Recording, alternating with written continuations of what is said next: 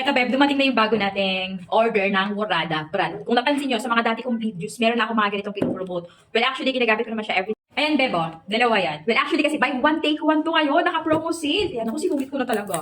Kaka-order ko lang nung nakaraan. Umorder ako uli.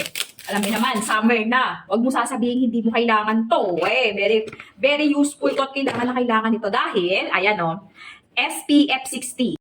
Tama ka nang narinig, be. SPF 60 to. Ang kagandahan dito kasi pag in-apply mo siya, walang white cast. Ala, kung palagi ka manonood ng mga videos ko, ang dami ko ng videos ginawa tungkol sa kanya. In a small amount, ganyan lang karami yung, konti lang talaga. O, i-apply mo lang siya, napakadali lang siya i-apply. Very useful to, be. Pag lalabas ka ng bahay, ako nga kahit nasa loob lang ako ng bahay, naglalagay ako nito, eh.